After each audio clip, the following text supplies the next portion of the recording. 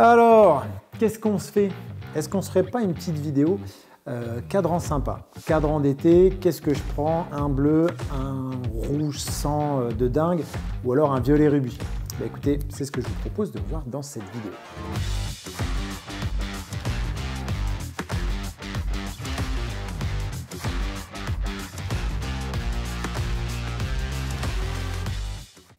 Alors, pour vous donner un petit peu de contexte, les potes de la marque Begoff ont sorti cette Urban 39 mm, cadran rubis.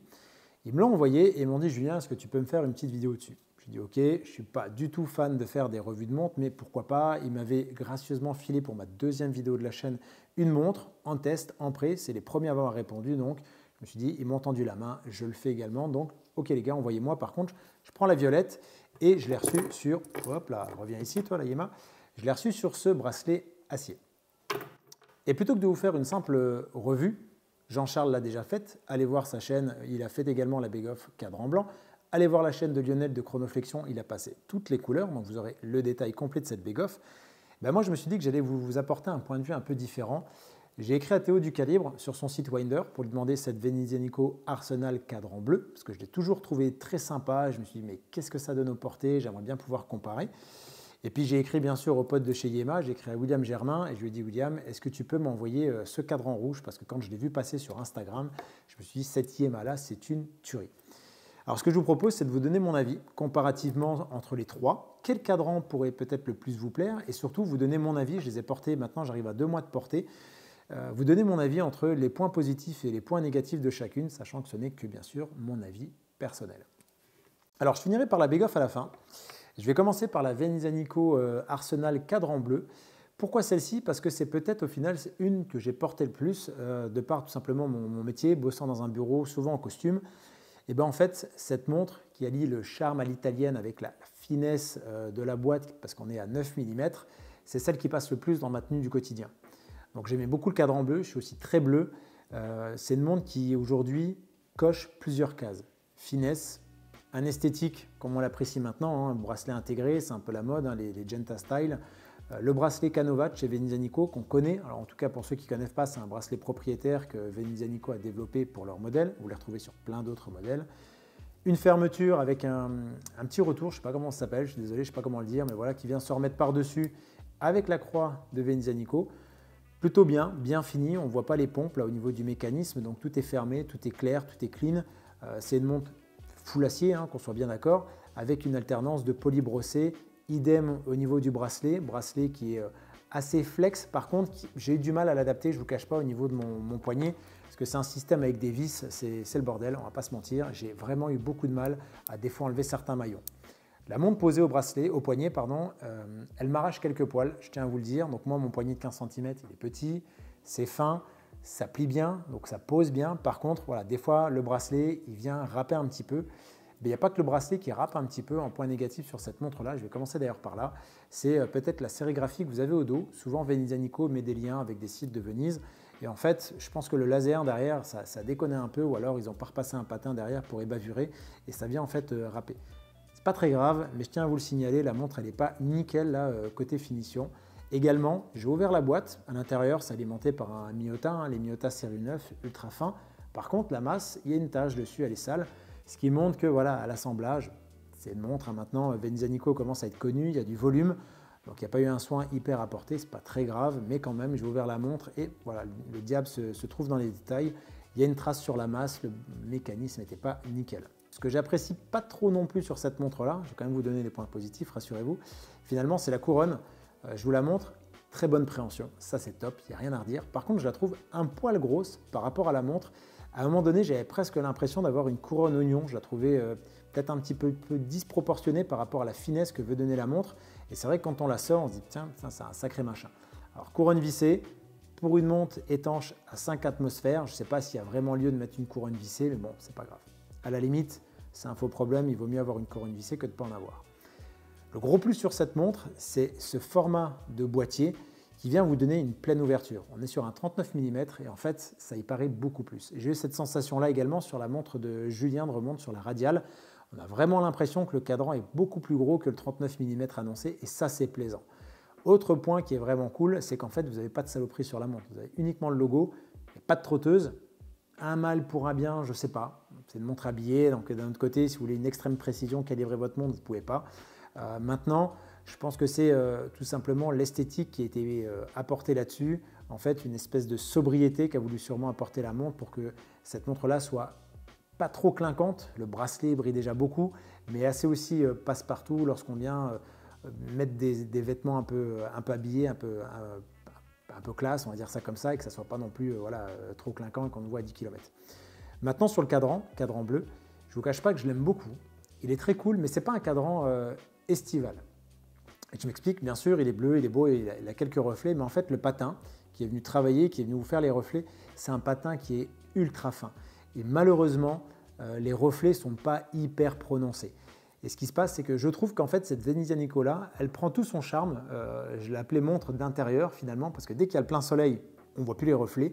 Et dès qu'on passe sur des endroits un petit peu plus sombres, où il y a un peu moins de clarté, eh bien, on voit les reflets, on voit le travail qui a été fait au niveau du cadran, on voit tous ces stries, le bleu ressort, et là, la montre, elle est vraiment belle. A l'inverse, dès que vous prenez le plein soleil, je suis désolé, mais on ne voit plus les reflets du cadran.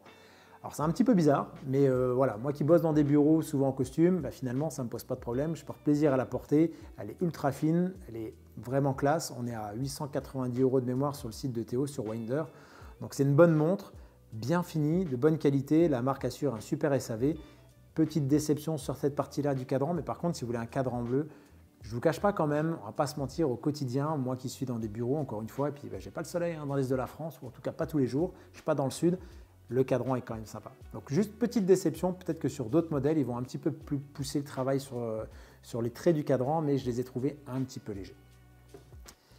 Je passe à la Yema. Yema qui a été mon coup de cœur dernièrement quand elle est passée sur Instagram. J'en ai parlé d'ailleurs dans le podcast Flyback. J'ai vu la publier Insta, je me suis dit putain mais ce cadran il est fou. J'ai été d'ailleurs déçu, petit aparté, si Yema vous regardez la vidéo, que vous n'ayez pas nommé ce cadran. Je sais pas, je l'aurais appelé cadran Sunset ou cadran Lava, enfin voilà, j'aurais fait une petite connotation marketing parce que la couleur et le travail que vous avez su faire dessus, il est vraiment incroyable. Donc n'hésitez pas, des fois, envoyez-nous du Sun, faites-nous rêver, envoyez-nous sur les tropiques, mais j'aurais aimé un petit côté comme ça, marketing sur le nom. En tout cas, moi, je vais l'appeler Sunset. Voilà, ça sera fait, ça sera peut-être son petit nom. Sur cette Yema, vous avez un cadran qui est vraiment canon. Là, vous en prenez plein la gueule, que ça soit à l'ombre, au soleil, les reflets sont fous. Je ne sais pas comment vous avez fait chez Yema, je serais curieux de savoir, mais c'est une pure réussite et je ne regrette pas d'avoir pris ce modèle rouge. J'ai vu sur internet le bleu et le vert, c'est sympa, mais vraiment là le rouge, vous avez un dégradé de couleur, ça passe de l'orange, ça vient finir des fois par le rouge un peu foncé, et suivant comment vous mettez, ça passe du brillant au mat. Franchement, le cadran est incroyable et c'est la pièce maîtresse de la montre. Pour le reste, le bracelet est bien fini, c'est de l'acier. Bracelet par contre hyper souple, beaucoup plus souple que le bracelet de la Venezianico. Pareil, finition avec le logo Yema, ça se ferme de ce type-là, boucle papillon, donc ça, il n'y a pas de problème, ça marche bien, c'est bien fait. Vous avez un fond avec le logo Yema, et encore une fois, c'est les montres type Genta Style avec le bracelet intégré. Alors, c'est peut-être la montre la plus iconique de la sélection, parce qu'on est sur la Wristmaster, donc c'est un modèle qui a une histoire chez Yema, et malheureusement, c'est peut-être son inconvénient. En fait, sur cette montre-là, la plus grosse déception que j'ai eue, j'en attendais tellement du cadran, j'avais jamais eu de Wristmaster en main, c'est que c'est les montres avec le Yema 2000. Donc, il y a les nouvelles Wristmaster qui sont sorties avec le micro-rotor, et en fait, ce Yema 2000 est assez épais. C'est pas grave en soi, par contre, vous sentez le poids de la montre, vous en prenez l'une et l'autre, vous voyez tout de suite la différence. Alors là, en plus, sur le bracelet tissu, c'est encore différent. Mais la montre, elle est vraiment épaisse. C'est pas dérangeant au porter, encore une fois, c'est pas ça qui vient faire que la montre est une mauvaise montre. Mais moi, à la fin de la journée, je peux vous dire que quand j'enlève sur mon petit poignet, je sens que la montre, elle pèse quand même et qu'elle est beaucoup plus épaisse que les autres. Et ça, je pense que c'est lié effectivement au Yema 2000 parce que maintenant, vous avez les CMM20 qui sont beaucoup plus fins. On est sur du 2300 €, donc on est beaucoup plus haut en termes de tarifs. Mais cette Wristmaster là est pour moi trop épaisse. Et justement, cette couronne que vous avez qui vient rajouter de l'épaisseur, ça vient ajouter pour moi un point négatif. Je vous ai parlé de l'ouverture de cadran de la Venezianico.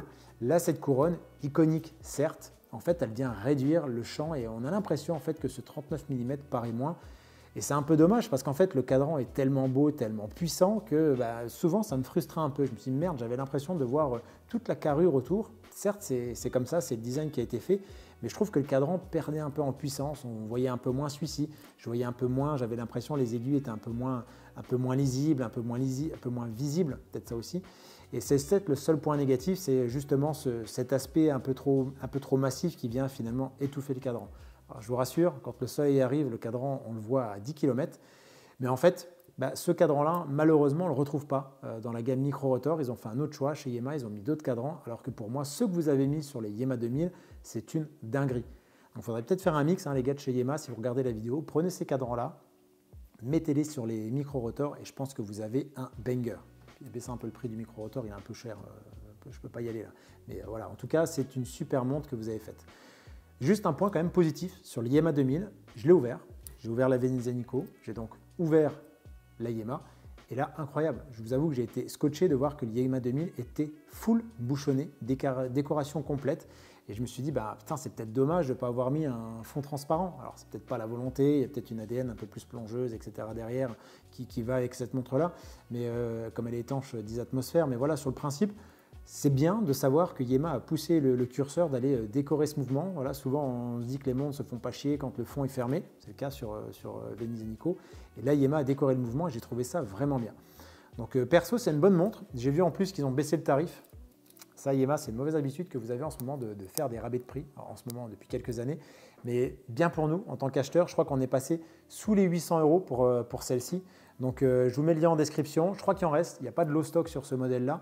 Franchement, pour moi, c'est la plus belle. Donc, si vous voulez une Yamaha Wristmaster avec un cadran dont vous allez, je pense, ne pas vous lasser. Je ne vous cache pas, chaque fois que je la sors de la boîte, je me dis putain, elle tue. J'ai demandé à Adrien qui gère le service retour si je pouvais la garder. Il m'a dit non. Mais je l'aurais bien gardé parce que le cadran est vraiment très très beau.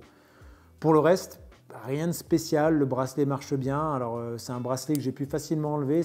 Là, pour le coup, il y a juste à pousser. Là où j'ai galéré sur la Venezia Nico parce que c'est des bracelets avec des vis, une horreur. Là, ça s'est bien fait, donc voilà, pas de sujet particulier. Et peut-être sur l'aspect packaging, j'ai reçu la boîte habituelle Yamaha qui est bien faite. Voilà. Maintenant, on est à moins de 800 €, donc cette Yamaha-là, franchement pour l'été, ça peut valoir le coup, ça peut être peut-être un bon choix. À titre perso, ça reste quand même ce cadran mon coup de cœur.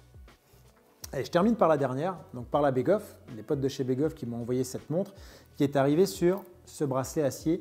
Je l'ai donc portée pendant 1 mois et demi, je l'ai vraiment poncé celle-ci sur ce bracelet-là et j'ai reçu le bracelet tissu il y a maintenant 2 jours, c'est récent. Par contre, j'aurais peut-être pas eu le même avis par rapport aux concurrents si j'avais pas reçu ce bracelet tissu. Je vais commencer par ça, c'est qu'en fait cette montre-là, je vous ai parlé du design de la Venezia Nico, l'aspect italien, l'aspect raffiné, le cadran peut-être qui manque un peu de peps, mais très beau cadran, c'est bien fini, c'est épuré. Le design iconique de la Yamaha, il y a une histoire sur leur Wristmaster. Cette montre-là, chez Begoff, c'est la plus aboutie, c'est la plus réussie qu'ils ont aujourd'hui sortie, mais c'est peut-être finalement celle aujourd'hui qui a le moins d'histoire forcément, mais l'image la moins personnelle. Moi, quand je regarde cette montre-là, je retrouve un peu de Audemars Piguet, de Royal Oak, je retrouve un peu de Zenith Défi, avec finalement, vous avez vraiment cette couronne ronde, cette lunette ronde, mais biseautée des côtés, qui vous donne ce style octogonal que vous retrouvez au dos au niveau du caseback. Et finalement, c'est là où je me dis, les gars, vous auriez peut-être dû prendre des risques un peu différents, jouer un peu plus sur l'esthétique pour ne pas tomber dans le cliché de « ça ressemble à ». C'est peut-être le plus gros point négatif pour moi pour la montre, si ça peut en être un, parce que d'un autre côté, maintenant que je la porte depuis 1 mois et demi, je me suis habitué au design, il n'y a pas de problème, ça passe bien, la montre est bien faite, bien finie, mais finalement c'est juste ça, c'est peut-être le manque d'image où on se dit « tiens, ça peut faire penser à ». C'est le seul point négatif, je ne vous cache pas, que j'ai eu à reporter sur cette montre-là. Le bracelet tissu pour moi qui est venu, donc là il y a une espèce de tissu, je ne sais pas comment vous dire, je ne sais plus ce que c'est le nom, puis vous avez un côté cuir derrière. Begoff viendrait commenter, viendrait donner les infos du bracelet. Il est bien fait avec un velcro là qui vient fermer. Franchement le bracelet il est vraiment cool parce que ça m'a donné l'image d'une montre un peu plus casual chic. Je peux la mettre tous les jours, ça vient remettre du peps au cadran. Au niveau du caseback, vous avez un fond qui vous permet de voir la masse qui a été travaillée, qui a été décorée. Donc là, il y a eu une notion de verre transparent pour montrer le boulot de la masse, c'est pas mal. On retrouve à l'intérieur un Miyota qui est réglé à +6, -6. On est dans. Moi, je suis à +6 globalement quand j'ai fait 2-3 mesures. Je ne suis pas un fanat de la précision comme ça, donc j'ai regardé 2-3 fois, mais c'était bien réglé. La montre est étanche à 10 atmosphères, vous avez une couronne vissée. et un verre anti-reflet qui marche plutôt bien. Par contre, ce que j'ai apprécié, ce que je n'ai pas sur les autres, c'est que je suis un fan de la date, je la regarde régulièrement. Et la petite date à 6 heures avec la trotteuse qui passe dessus, l'espèce de lollipop, hein, c'est pas une pleine lollipop, vous avez le petit rond qui est un petit peu plus haut que la fin de la couronne, de la trotteuse, pardon. Il passe juste au-dessus de la date, c'est bien fait, c'est joli, c'est propre. Donc c'est une belle montre qui a été bien travaillée, du Super Luminova que vous avez sur la Yema, pas sur la Venice Nico par exemple. Enfin, vous avez apporté en fait une alternative à 490 € jusqu'à fin mai. Après, je crois que le tarif, on passe à 620 €. Une alternative, on va dire, budget, qui finalement offre des prestations, mais vraiment de haute volée. Deuxième petit point, par contre, que je tiens à vous apporter. Tout à l'heure, j'ai beaucoup parlé des bracelets. Ici, le bracelet marche bien. J'ai bien aimé le travail que vous avez fait, le fait de pouvoir l'intégrer. Sur le bracelet acier, il n'y a pas de sujet, hein, ça marche bien. C'est de l'acier logoté, enfin, pas de problème. Un peu moins travaillé, on peut le voir ici que les chanfreins sont moins bossés, par exemple, que la Venice Nico, ce qui fait qu'on laissait le bracelet acier et que ça vient rapporter un peu plus de brillance au bracelet. Ici, finalement, au niveau du bracelet, pareil, vous avez fait le choix de mettre des pistons, je n'ai plus le nom, je suis désolé, j'ai plus le terme, mais ils sont vissés. Et c'est pareil, la montre, elle est neuve et j'ai mis 3 pets. Donc je suis content, j'ai bien tapé la montre, j'ai fait mon Jean-Charles. De cet outil-là, ce qui m'a permis de venir disquer finalement la pompe. Bref, à partir du moment où c'est vissé, je trouve que l'utilisation de double tournevis, c'est peu pratique, j'aime pas trop, mais c'est un avis personnel. Pour le reste, la montre est vraiment bien. Le cadran, pareil, ça a été fait le choix de mettre des stries qui vont vous donner un côté mat, un côté brillant, presque iridium. J'aime bien ça pour ceux qui connaissent, qui sont motards comme moi, avec les lumières iridium qui viennent vous donner cette couleur-là. Ben, on retrouve ça sur ce cadran-là. Et finalement, le seul peut-être point, c'est qu'en fait, la partie qui vient briller, ça se retrouve, mais pas quand vous avez la montre pleinement face à vous. Face à vous, globalement, c'est mat. Et en fait, le côté qui est vraiment sympa, qui est vraiment fun, on ne le retrouve pas quand on regarde la montre face à nous, c'est suivant l'inclinaison du poignet. Et souvent, ce n'est pas l'inclinaison qu'on a le plus souvent, malheureusement. Donc peut-être que de mettre les stries dans un autre sens, ça aurait pu être sympa et le reflet aurait été fait différemment. Par contre là, plein soleil, comme la Yema, vous avez des reflets de fou furieux au niveau du cadran. Et c'est pour ça que j'aime bien cette montre-là et que j'aime bien cette couleur violette, parce que ce n'est pas une couleur qu'on trouve partout. Ils l'ont appelée rubis, moi je l'ai appelée violette, je la trouve plutôt violine que rubis. Mais c'est des reflets que vous n'avez pas souvent sur des montres et qui n'est pas pleinement proposé, en tout cas dans ce style de cadran. C'est vraiment bien fait, c'est bien fini, boîtier fin, on a 9 mm, 9,2 je crois, verre inclus, 490 €. Les mecs de chez Begoff, vous avez fait une super proposition. Voilà les gars pour ma revue, si je peux dire, ou plutôt mon comparatif. Encore une fois, c'est un comparatif de ressenti. L'objectif, c'est pas de vous dire laquelle est la meilleure, est-ce qu'il vaut mieux la Arsenal par rapport à la Yema, par rapport à la Begoff. Clairement, si vous avez un budget de moins de 500 € sur ce bracelet tissu, je trouve que la montre, elle a une gueule. Sur ce bracelet-là, moi, je trouve qu'elle est canon. Franchement, j'aime bien. Elle ne sortira pas de la collection. On refait une vidéo collection dans 6 mois, je l'aurai encore. Donc là, bracelet tissu comme ça, bimatière, vraiment top. La Begoff, j'apprécie beaucoup. Surtout, en ce moment, jusqu'à fin mai, à 490 €. L'alternative, elle est canon et le prix est canon. La Yema, c'est vraiment si vous voulez avoir un cadran, mais qui vous en envoie plein la gueule. On est tout de suite un peu plus cher en termes de tarifs. On est sur le Yema 2000. Alors, je ne vous ai pas précisé, mais on a 40 heures, 42 heures de réserve de marche en moyenne pour les trois. Là, pareil, le Yema 2000, c'est la même chose. Un peu de Super Luminova. Là, si vous voulez vraiment une montre avec une histoire, une montre iconique d'une marque, Wristmaster, chez Yema, si vous avez l'épaisseur, vous dérange pas trop, si vous en avez déjà eu, et ben ça matche bien, le bracelet est top et ce cadran est incroyable. Je vous conseille vivement ce rouge Sunset. Et puis ben voilà, dernière alternative que vous pouvez avoir, c'est la Venice Nico Arsenal. Moi j'ai pris ce cadran bleu parce que j'aime bien le bleu.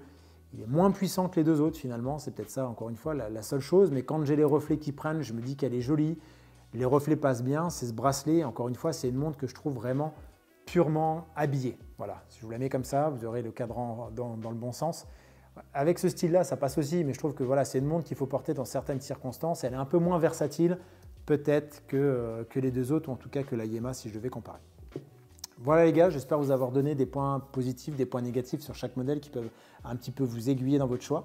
Mettez-moi les éventuelles questions que vous avez dans les commentaires, les éventuels choix aussi. Est-ce que vous êtes plutôt team Begoff, team Yema ou team Venice Nico Arsenal? Et le lien des trois marques Yema, je vous mets Winder, le site. Je ne suis pas affilié, le site de Théo dans la description et le site de Begoff qui a ce tarif promo de 490 € jusqu'à fin mai. Mettez-moi en commentaire ce que vous aurez préféré, vous de votre côté, Begoff, Yema ou Venizanico Arsenal. Voilà, merci à tous d'avoir suivi cette vidéo. N'hésitez pas à vous abonner, liker, tout ça. Et puis si ce n'est pas fait, abonnez-vous au podcast Flyback. On se retrouve bientôt pour un prochain épisode. Je remets ma Pacman Casio calculette et je vous dis à très bientôt. Passez à tous un bon week-end. Salut tout le monde!